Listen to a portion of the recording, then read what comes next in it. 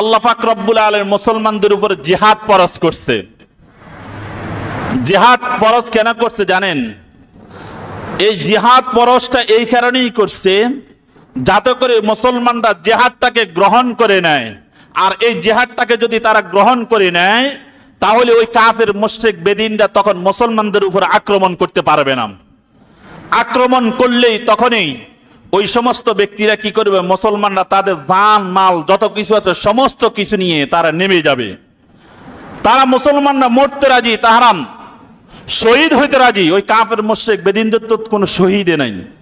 তাহলে যেই ব্যক্তিরা শহীদ হওয়ার জন্য প্রস্তুত থাকবে ওই সমস্ত ব্যক্তিদেরকে কাফের মুশরিক বেদিনরা ভয় পাবে।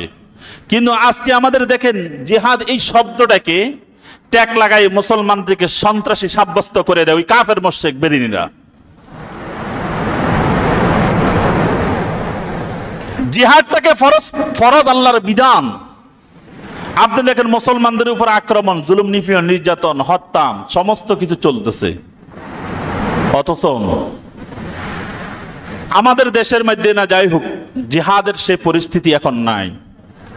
কিন্তু যে দেশগুলাতে হবে, আল্লাহর হাবিব রাসূল পাক সাল্লাল্লাহু আলাইহি সাল্লাম বলছেন কিয়ামত পর্যন্ত একটা দল সারাক্ষণ তারা যুদ্ধ করতে থাকবে। তার ভিতরে এখন ফিলিস্তিনের মুসলমানরা করতেছেন যুদ্ধ করে। এখন যুদ্ধটা শুধুমাত্র কি এক দেশের জন্য ফরজ হয়েছে? একজন মুসলমানের উপরে কি ফরজ হয়েছে? যুদ্ধ যখন ফরজ হয় সকল মুসলমানদের উপরেই ফরজ হয়ে যায়। আপনি দেখেন এই যে ফিলিস্তিনের এখন ইসরায়েল ফিলিস্তিনের যুদ্ধ চলতেছে, আমাদের মুসলিম রাষ্ট্রগুলো সম্পূর্ণ মুসলমানদের মুসলিম রাষ্ট্রের যে সমস্ত বিষয়গুলো আছে এগুলো বন্ধ করে দিয়েছে। এই যে কখন বন্ধ করছে জানেন? যখন ইসলামী স্কলাররা যখন ফতুয়া দিল এখন জিহাদ ফরজ, তখনই সাথে সাথেই বাস বিষয়গুলো বন্ধ করে দিয়েছে। বিষয়গুলো কি করে দিয়েছে? বন্ধ করে দিয়েছে। ফতুয়া যখন জারি হবে, যখন জিহাদ ফরজ হয়ে যাবে, বরংস দরকার মুসলিম রাষ্ট্রগুলা তখন তাদের উপরে কর্তব্য হয়ে যায়, দায়িত্ব হয়ে যায় বিষয়গুলো অহরহ চালু করিয়ে দেওয়া। কি অথচ বিষয়গুলো বন্ধ করে দিয়েছে।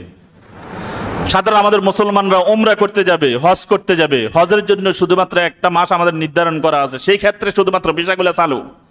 অথচ উমরা করবে, সেই উমরার লেজগুলো উমরা করতে দিবে না, বিষয়গুলো বন্ধ করে দিল। তাহলে আমাদের মুসলমানদের অবস্থা কোথায় গিয়ে দাঁড়ালো? তাহলে ওই খড়কুটার মতো মুসলমানরা বেঁচে যাবে, মুসলমানদের রক্ত বেঁচে যাবে, মুসলমানদের লাশ বেঁচে যাবে।